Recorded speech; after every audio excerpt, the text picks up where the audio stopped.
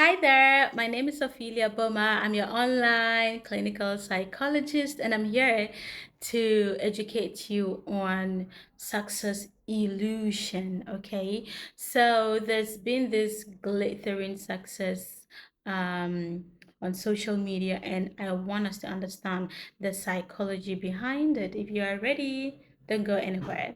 So, number one, the psychology behind the success illusion is where people come on social media and often present highlight reels about promotions, about PR ads, about luxurious lifestyle, their relationships. This has been ongoing for some time now. And then productivity, like how they are able to make progress, like their achievements, and then the constant motivation about you can also do it. I did it, and da da da da. I'm not saying it is false. Some are very genuine. They have actually done the work, went through the process, and the results are showing for themselves. But we are talking necessarily about the glittering success, the illusion around the success on social media. What we do not see and what they do not show us is the fact that they may be having mental health challenges or emotional struggles or fear of failure or maybe loneliness or depression or exhaustion. You may never know. But psychologically, this creates what we call a distorted social reality. Why is it distorted?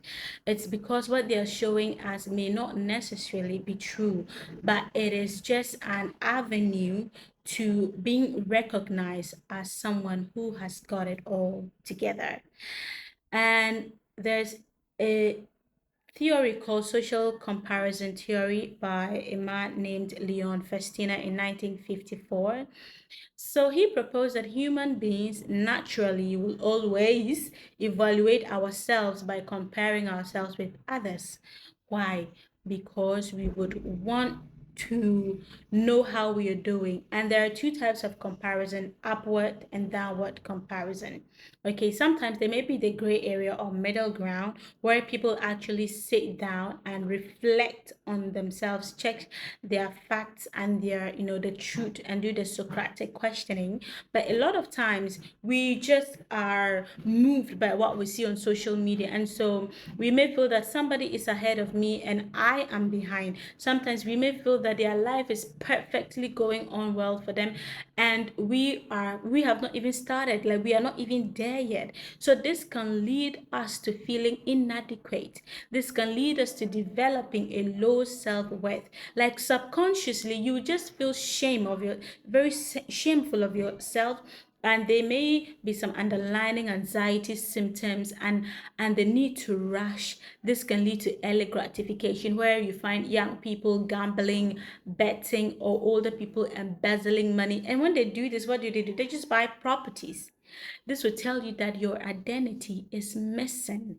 If you are rushing yourself just to be validated externally, it means that you have lost the personal meaning to who you are and why you want to achieve what you're achieving. Necessarily, this would mean that you are only showing a public presentation of what will make you feel accepted or belonging, like my favorite friend would say, or even validated, you see. And so a lot of times we need to understand that our private struggles are are for us, and that sometimes too, we need to, if we want to motivate people, we need to be very honest and transparent in sharing our story.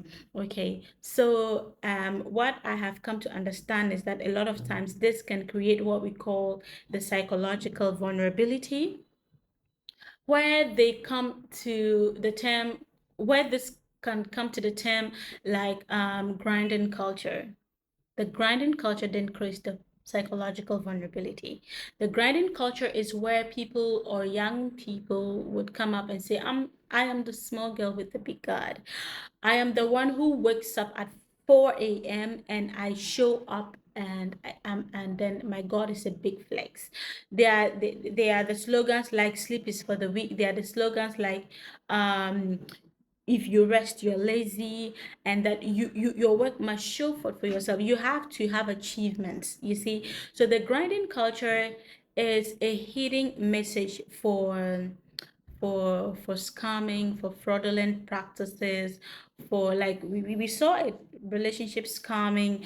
And then just recently, a very well-known, social media or a celebrity was caught for narcotics crime. Like this person is going to do a long term in jail because they're like, oh, we do import export, and I have my business, and I'm trying. You see, all of these things that we show up here just because we want to be accepted are the very things that makes us lose who we are.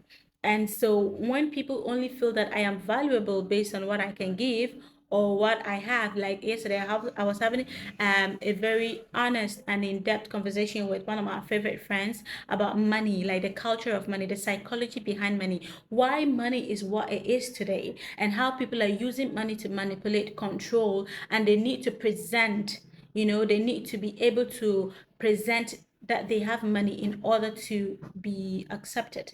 And we spoke about the fact that these days people need to show the cars they have, the luxury brands they own, the connections. You see them taking pictures with very high profile people because they are actually strategically setting themselves up to be recognized as that. You see, I even have this slogan like fake it till you make it. You see, so there is a lot around the glittering success and the success illusion on social media, and it takes so much toil on young people. And the peer pressure we talk about is not necessarily young people, but in all of human development, there's always been the pressure and the influence from people's actions or inaction, of people's actions and inactions, and how they influence us and why we want to be like them, especially when we find them admirable and we are like, can you mentor us, can you mentor us, we want to be like you see. And so there are just three key needs, like psychological needs, that every human needs to have. Number one is autonomy. You need to understand that you are the sole owner of the choices you make in your life, and you are the one who is in control of your own life. No one can really penetrate your thoughts, your feelings and behaviors if you don't open the portal or the medium for them to do that. And you have the choice and the control over your life to allow or not to allow, to engage or not to engage. Number two, competence. You need to feel competent in yourself. You need to feel effective. You need to be efficient with what you've been given to do, right? And lastly, relatedness, like having a feeling of connectedness, having a feeling of value. You need to create the culture of a positive rest, like resting more, having emotional connection and personal meaning to the things you want to achieve in life. Okay, so this may look successful, but internally you are actually building an identity for who you are. And so your success and your process to an achievement or to success is more about you having a purpose driven, which we call the psychological well-being of you, like resilience, like environmental mastery, like autonomy that I mentioned. And so there's so much that you can do to actually place yourself there genuinely. Okay, so in short, this is just what I want to mention here. And the fact that people actually hide their struggles, and they may actually perform so well on social media, but behind they may be constant worrying and mental health going on, and we don't even want to talk about that now, because this is also the psychology of what perfectionism. This is not a reality. This is not even a reality. And so I just want you to know that you are enough, and you can do it. Just look inside yourself and allow yourself to be, and gradually take the steps into who you want to become.